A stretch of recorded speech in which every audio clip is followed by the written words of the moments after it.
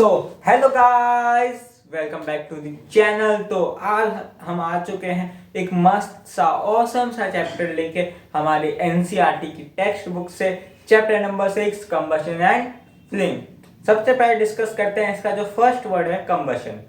देखिए, ये जो चैप्टर है ये अपने आप के अंदर ही बता रहा है आपको कि इसके अंदर हम क्या क्या पढ़ने वाले हैं। हम इसके अंदर कुछ नहीं पढ़ने वाले, खाली पढ़ने वाले कंबशन के बारे में और फ्लेम के बारे में। ये दोनों आपस में इंटरलिंक्ड है, इसलिए इस चैप्टर को भी पूरा का पूरा एक दूसरे के अंदर मर्ज कर दिया गया है। तो चलिए चलते हैं और हम कोशिश करेंगे कि कम से कम वीडियोस के अंदर हम इसे खत्म कर दें। तो सबसे पहले लेकिन हाँ, एक बात की ध्यान हमें भी रखनी पड़ेगी कि आपके कम टाइम के अंदर कंप्लीट करने के चक्कर में पढ़ाई की क्वालिटी डिस्टर्ब नहीं होनी चाहिए, है ना। तो चलिए करते हैं शुरुआत। तो अब हम करेंगे सबसे पहले शुरुआत कंबशन से। क्या समझते हैं हम इस कंबशन शब्द से? कहाँ से आया है ये शब्द, कहाँ से आए हैं इसके लोग, तो समझते हैं बात को। तो कंबशन क्या है भैया? कंबशन है सबसे पहले केमिकल प्रोसेस। चैप्टर नंबर हमारे जो क्लास नंबर 6 है उसके अंदर चैप्टर नंबर 6 जो है वो उसका फुल एफर्ट मांगता है। मैं आपको याद दिलाऊंगा, अगर आपका वहाँ पे वो टॉपिक्स मिस भी हो गए तो मैं इसका उतना पार्ट तो कम से कम जरूर समझाऊंगा जितना इम्पोर्टेंट है। तो केमिकल प्रोसेस से हम क्या समझते हैं? तो देखा जाए तो केमिकल प्रोसेस दो शब्द है, केमिकल और प्रोसेस। प्रोसेस हम सब जानते हैं क्या होता है, किसी चीज को प्रोसेस करना, प्रोसेसिंग करना किसी भी चीज की बहुत आम सी बात है। अब केमिकल प्रोसेस का क्या मतलब होता है? तो बेसिकली हमने पढ़े थे दो तरह के प्रोसेसेस क्लास 6 के अंदर, क्लास 7 के अंदर, है ना। अब हमें क्लास 8 के अंदर, हम क्लास 6 और 7 के अंदर ये सब पढ़ा था। तो हमने जो दो तरह के प्रोसेसेस पढ़े थे वो कौन कौन से थे? एक था फिजिकल प्रोसेस, एक था फिजिकल चेंज और एक था केमिकल चेंज। अब ये जो केमिकल चेंज है ना, हम इसे कह देते हैं केमिकल प्रोसेस। फिजिकल चेंज को हम क्या कह देते हैं? Physical process. इतना बात क्लियर है? क्लियर है ना। आराम से बैठो, किसमिस विशमिस लेके, पानी वानी लेके आराम से बैठो।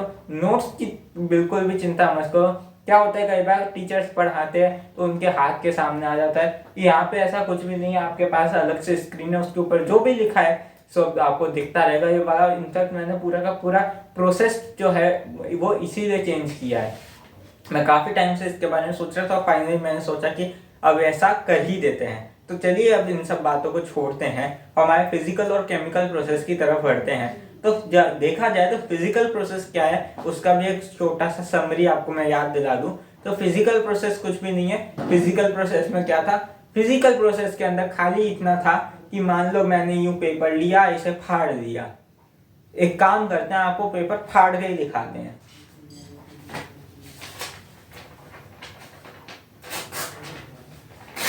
मान लीजिए पेपर का टुकड़ा है, मान के लीजिए पेपर का टुकड़ा है। हाँ मैं मानता हूँ छोटा मोटा वैसे ही टुकड़ा है।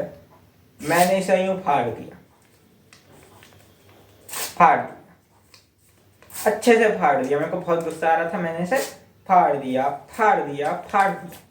लेकिन क्या इस एक पेपर के टुकड़े के अंदर कुछ चेंज आ गया?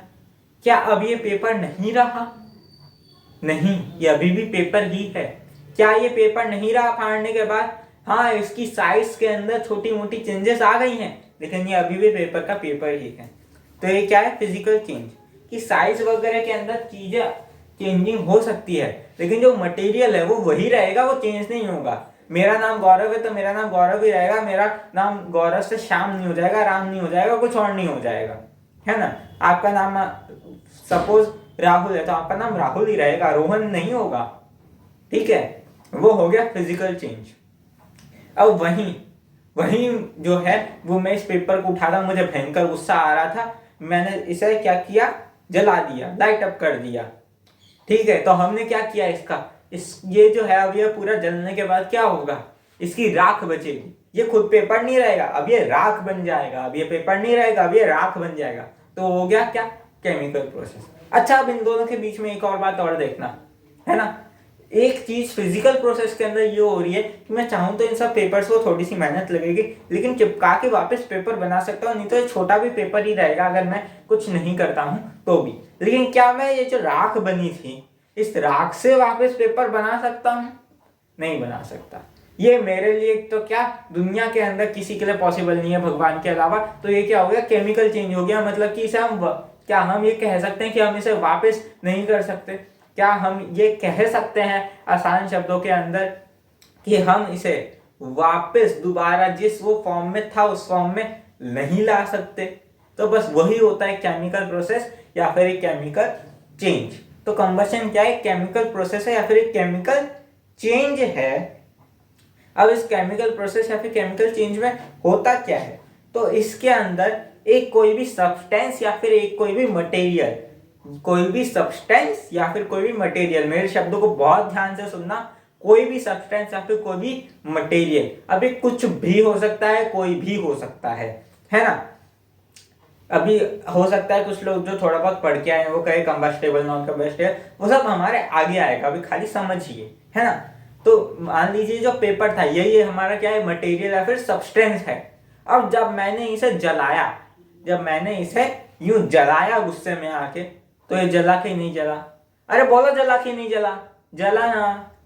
तो अब जब ये जल गया, ये राख में कन्वर्ट हो गया, तो क्या ये केमिकल प्रोसेस है?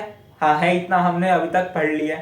अब ये कहता है कि जब वो सब्सटेंस है वो ऑक्सीजन के साथ, ऑक्सीजन कौन सी, वो प्राणवायु, वो ऑक्सीजन O2 जो हम इनहेल कर रहे हैं और एक्सहेल कर नहीं रहे हैं, खाली इनहेल किए जा रहे हैं, प्लांट्स कर रहे हैं एक्सहेल, वो वाली जो CO2 है, तो सॉरी जो वो O2 है, वो क्या है, जब वो एक सब्सटेंस उसके साथ रिएक्ट करेगा, उसके साथ क्या करेगा, रिएक्ट करेगा, और उसके एंड के अंदर, उस हमने पढ़ा है केमिस्ट्री के अंदर, जब भी कोई रिएक्शन होती है तो उसका कुछ ना कुछ एंड रिजल्ट जरूर होता है। तो उसके एंड के अंदर जो है वो हीट और लाइट दोनों प्रोड्यूस होगी फ्लेम के साथ। हीट और लाइट दोनों प्रोड्यूस होगी किसके साथ, फ्लेम के साथ। फ्लेम मतलब क्या, वो रीजन जिसके अंदर आग लगती है। जैसे मोमबत्ती जलाते हो ना, अरे कभी तो घर के अंदर जलाई हो कि मोमबत्ती दिया तो जो आग से उठती है उसे ही फ्लेम कहते हैं। बाकी आगे आने वाले टाइम में पढ़ेंगे, अभी कितना समझो खाली कि जो कंबशन है वो क्या होता है, जब एक सब्सटेंस ऑक्सीजन के साथ रिएक्ट करता है, जब एक सब्सटेंस ऑक्सीजन के साथ रिएक्ट करता है, साथ के अंदर क्या उसका एंड रिजल्ट में आता है हीट और लाइट विद फ्लेम, हीट और लाइट विद फ्लेम। तो वो प्रोसेस क्या कहला जाता है, एक कंबशन कहला जाता है। क्या कहला जाता है, एक कंबशन कहला जाता है। बोलो इतनी बात समझ में आई कि नहीं आई? अभी नोट्स छापाखाई मत करो, बाद में एक काम करो, स्क्रीनशॉट ले लो, कहीं कुछ नहीं भागा जा रहा, बाद में आराम से करना, नहीं तो वीडियो को पॉज करके करना। अभी मत करो, अभी खाली जितनी देर समझा रहा हूँ समझो। हम स्कूल में सबसे बड़ी दिक्कत ही यही है कि लिखते लिखते समझते हैं तो आधी बात ही समझ में आ पाती है। ठीक है, कंबशन क्लियर हुआ, एक बार वापस रिवाइज करा दूं। एक सब्सटेंस लिया, मेरे को गुस्सा आ रहा था, मैंने क्या लिया, पेपर लिया, उसको मैंने ऑक्सीजन के साथ रिएक्ट करवाया। ऑक्सीजन के साथ कैसे रिएक्ट करवाया, तो हमने 6th-7th के अंदर पढ़ा है कि जब भी हम किसी चीज को आग लगाते हैं तो वो ऑक्सीजन लेती है कि नहीं लेती? अरे बोलो, लेती है कि नहीं लेती? हाँ लेती है। लेती है कि नहीं लेती? लेती है। तो जब वो ऑक्सीजन लेती है, तो जब उसने ऑक्सीजन लिया तो उसने ऑक्सीजन के साथ रिएक्ट किया कि नहीं किया? किया। और करके उसने एंड रिजल्ट में क्या दिया, हीट दी, लाइट दी और फ्लेम दी। तो वो क्या हो गया, कंबशन हो गया। आपने कभी ना कभी मोमबत्ती तो जरूर जलाई होगी, नहीं तो दिया जरूर चासा होगा, है ना। तो उसके अंदर भी आप क्या करते हो, वो जो आग निकलती है तो वहां पे ना कंबशन चल रहा होता है। वहां पे क्या चल रहा होता है, कंबशन चल रहा होता है। अब इस कंबशन के अंदर ना कुछ चीजों की भी जरूरत होती है। एनसीईआरटी वाली ही सारी चीजें हैं, थोड़ा सा सीक्वेंस मैंने पढ़ाने के हिसाब से चेंज किया है, लेकिन जब आप सब कुछ पढ़ लोगे तो आपको समझ में आ जाएगा, हाँ ये एनसीईआरटी वाली ही सारी चीजें हैं। थोड़ा सा सीक्वेंस इधर उधर हो सकता है, वो भी आप ही की अंडरस्टैंडिंग के लिए है। इतनी बात क्लियर है? ठीक है। तो हम थे कंबशन जब होता है तो उसके अंदर कुछ चीजों की जरूरत होती है। अब वो चीजें क्या होती है वो समझ लेते हैं। तो कुछ नहीं चाहिए, खाली 3 चीजें चाहिए, खाली ये 3 चीजें चाहिए। और वो 3 चीजें हैं ये क्या 3 चीजें हैं? सबसे पहला है ऑक्सीजन। हमारी डेफिनेशन के अंदर ही है, रिएक्ट्स विद ऑक्सीजन। तो हमें सबसे पहली चीज क्या चाहिए? ऑक्सीजन। फिर हमारे किया सब्सटेंस। तो अब हम उस सब्सटेंस को क्या कहेंगे? हम आप एक बात बताइए, वो जो सब्सटेंस है उसके साथ कंबशन हो रहा है कि नहीं हो रहा है? हो रहा है कि नहीं हो रहा है? हो रहा है। तो क्या हम उसे कंबस्टिबल सब्सटेंस कह सकते हैं? कंबस्टिबल सब्सटेंस से नाम से ही समझ में आ रहा है जिसके अंदर कंबशन हो। तो क्या हम उसे एक कंबस्टिबल सब्सटेंस कह सकते हैं? हाँ भैया बिल्कुल कह सकते हैं। तो क्या वो कंबस्टिबल सब्सटेंस हुआ? हाँ भैया बिल्कुल हुआ। तो जैसे ही हमने वो कंबस्टिबल सब्सटेंस है उसका होना जरूरी है, नहीं तो हम आग किस में लगाएंगे और काम क्या होगा? मान लो आपके पास दिया मोमबत्ती नहीं है तो फिर आप फ्लेम कैसे करोगे? अगर आपको उसी के अंदर करनी है तो आपके पास कोई सब्सटेंस ही नहीं है तो कैसे करोगे? तो क्या हम ये कह सकते हैं वो नेसेसरी है? हाँ है। तो आ गया कंबस्टिबल सब्सटेंस। अब थर्ड क्या हुआ? अरे थर्ड क्या हुआ? सबसे पहले सेकंड को तो पूरा कर ले तभी तो थर्ड पे चलेंगे। तो सेकंड क्या है हमारा? तो सेकंड जो है वो कंबस्टिबल सब्सटेंस है, यहां तक बिल्कुल सही है। लेकिन हम उस कंबस्टिबल सब्सटेंस को फ्यूल कह देते हैं। फ्यूल कह देते हैं यानी कि ईंधन। इंजन नहीं बोल रहा हूं, ईंधन बोल रहा हूं, है ना। कंबस्टिबल सब्सटेंस को क्या कहते हैं? फ्यूल कहते हैं। वही फ्यूल जो हम अपनी गाड़ी, motor vehicles, car etcetera etcetera में यूज करते हैं। ठीक है, रॉकेट्स, मिसाइल्स के अंदर भी ये जो यूज होता है वो फ्यूल ही है। ठीक है, तो हम क्या उसे फ्यूल कह सकते हैं? बिल्कुल कह सकते हैं। तो हमारी सेकंड नेसेसिटी क्या हो गई? फ्यूल हो गई या फिर कंबस्टिबल सब्सटेंस, दोनों सही है, कहीं पे कोई भी गलती नहीं है। अब थर्ड क्या है? ऑक्सीजन हो गया, है ना। ऑक्सीजन हुआ कि नहीं हुआ? हो गया। कंबस्टिबल सब्सटेंस हो गया। अब फिर थर्ड क्या रह गया? तो हमारा थर्ड रह गया हीट या फिर इग्निशन टेम्परेचर। क्या होता है इग्निशन टेम्परेचर? सब समझेंगे। तो इग्निशन टेम्परेचर का मतलब होता है वो अमाउंट, वो मिनिमम हीट का अमाउंट जो कि चाहिए होता है। किस चीज के अंदर चाहिए होता है? किसी भी चीज के साथ कंबशन करने में, या फिर कंबशन को छोड़ दो, किसी भी चीज को जलाने में जो जितना हीट का अमाउंट चाहिए होता है ना, जितना टेम्परेचर चाहिए होता है, उसे हम इग्निशन टेम्परेचर कहते हैं। अगर मैं बात करूं तो आपको डेफिनेशन दूं मैं इग्निशन टेम्परेचर की, तो वो होता है लोएस्ट टेम्परेचर, यानी कि मिनिमम टेम्परेचर। लोएस्ट की वजह आप मिनिमम वर्ड का यूज कीजिए। Minimum temperature at which a substance catches fire, at which a substance catches fire is known as its ignition temperature। और उसके साथ एक important point और है, every substance can have its own different ignition temperature।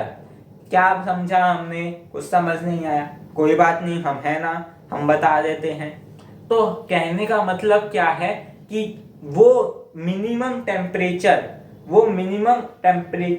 मान लीजिए ये है 90 डिग्रीज का टेम्परेचर, 90 डिग्रीज फ़ारेनहाइट, सेल्सियस नहीं। ठीक है, सेल्सियस तो इतना ज्यादा हो जाएगा हम ही नहीं जी पाएंगे।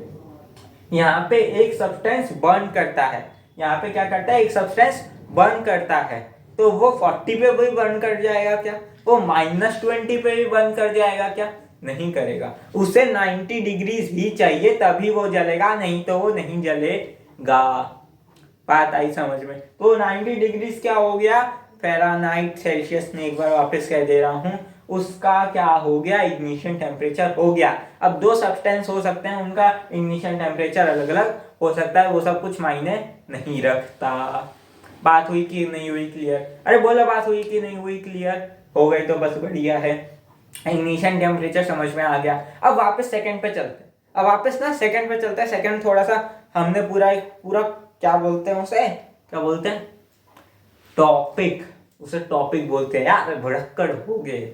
उससे क्या बोलते हैं? टॉपिक कहते हैं। तो पूरा का पूरा जो टॉपिक है ना, ये जो सेकंड है पूरा का पूरा टॉपिक है। और थर्ड जो है वो हमने टॉपिक कंप्लीट कर दिया, हमने एक टॉपिक कंप्लीट भी कर दिया। ठीक है, तो फिर ये क्या हुआ? इग्निशन टेम्परेचर तो कंप्लीट हो गया हमारा कंबस्टिबल सब्सटेंस या फिर फ्यूल। तो अब आपको ऐसा नहीं लगता कि हमने कंबस्टेबल सब्सटेंस कह दिया है तो नॉन कंबस्टेबल भी होना चाहिए? अरे बोलो, लगता है कि नहीं लगता? नहीं लगता तो लगाओ, क्योंकि ऐसा होता है। कंबस्टेबल और नॉन कंबस्टेबल दो तरह का सब्सटेंस होता है। बात आई कि नहीं आई समझ में? आ गई तो बस बढ़िया है, नहीं आई तो वापस एक बार समझाते हैं। सब्सटेंस दो तरह के होते हैं कंबशन के आधार पर, on the basis of combustion, combustible and non combustible. Combustible and non combustible. चलिए, सेकंड का भी हो गया। कंबशन का क्या, कंबस्टेबल का क्या? जिनके साथ कंबशन होता है वो कंबस्टेबल, नॉन कंबस्टेबल जिनके साथ नहीं होता। बात हुई खत्म, बात खत्म हो गई।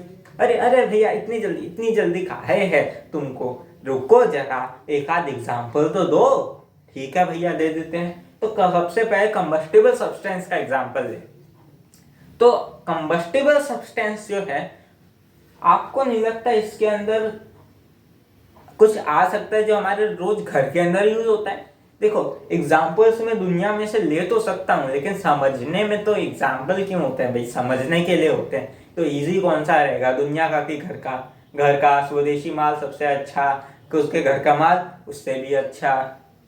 ठीक है, तो क्या हो गया हमारे कि जो अब घर के अंदर क्या चीज है, तो किचन के अंदर सबके जो है वो एलपीजी का सिलेंडर है।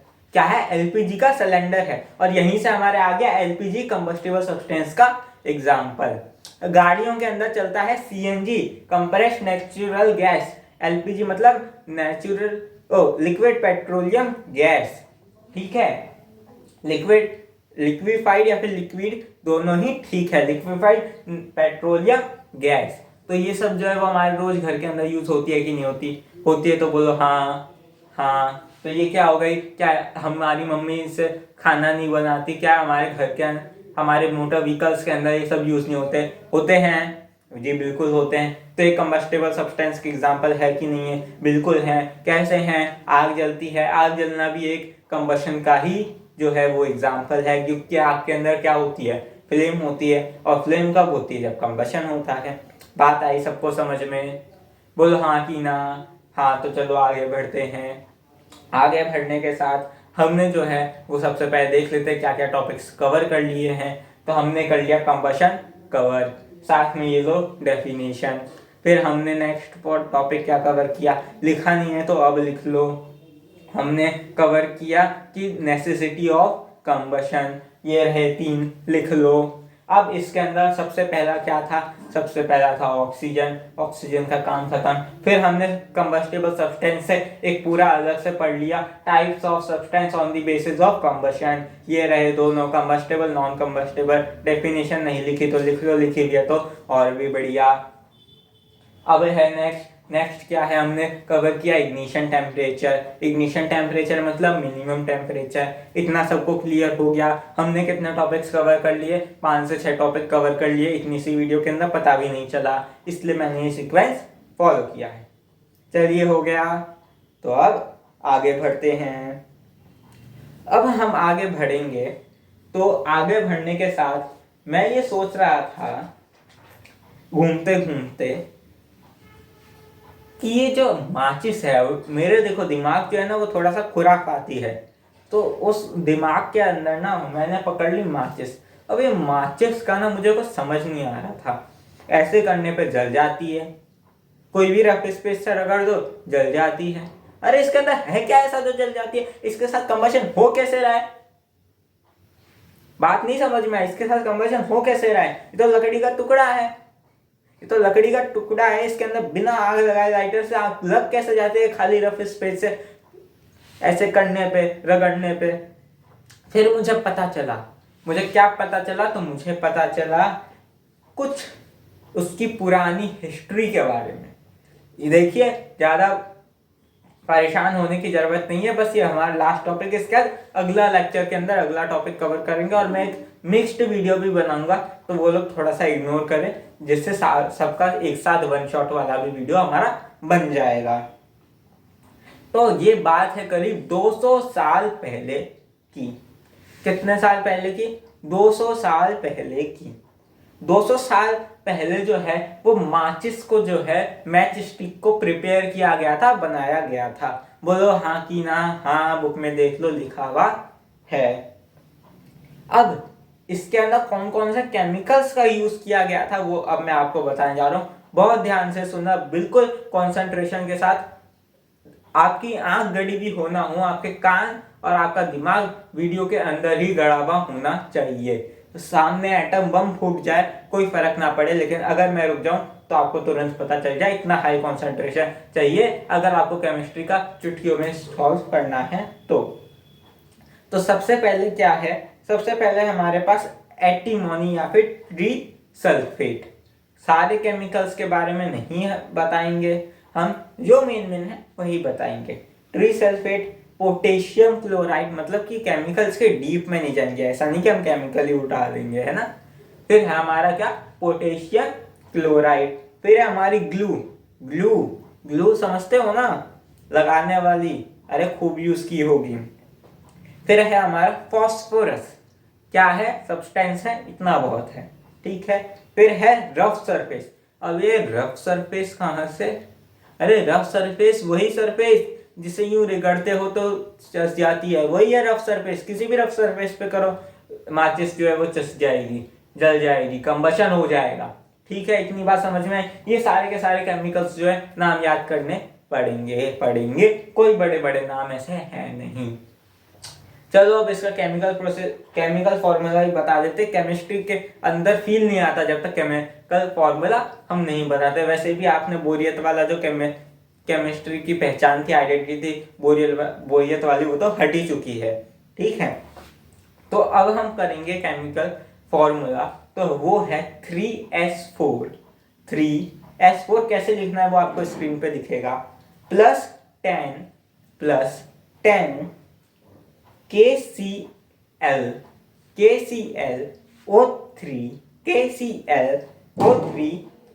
Plus 3p। इतना बात समझ में आया कि नहीं आया, इतना बताओ। एक बार वापस पढ़ देता हूं। 3s4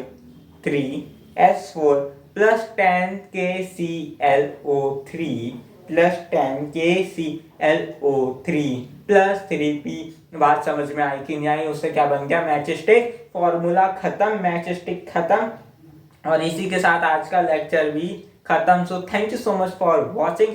अगर वीडियो पसंद आया हो तो ही लाइक करना, तो ही सब्सक्राइब करना, कोई दिक्कत नहीं है। अगर पसंद ना आए तो डिससब्सक्राइब कर जाना, कोई दिक्कत नहीं है, कोई रोक टोक नहीं है, ठीक है। ये आपके जो है वो बताने के लिए मुझे, और अगर आपको कोई भी ऐसी गलती लगे जो मैंने की है और आप बताना चाहते हो, बेझिझक कमेंट बॉक्स में लिखना। मुझे सचमुच में बहुत अच्छा लगेगा, क्योंकि मैं बिगनर हूँ भाई, और बिगनर तो अपना ऐसे ही सीखता है। So thank you so much for watching. हमारा लेक्चर नंबर 1 हो चुका है कंप्लीट। लेक्चर नंबर 2 जल्दी आ जाएगा, और हम कोशिश करेंगे कि 2 से 3 लेक्चर में पूरा का पूरा जो है ये खत्म हो जाए। हम जो है वो आपको देते हैं बिल्कुल फ्री ऑफ कॉस्ट एजुकेशन।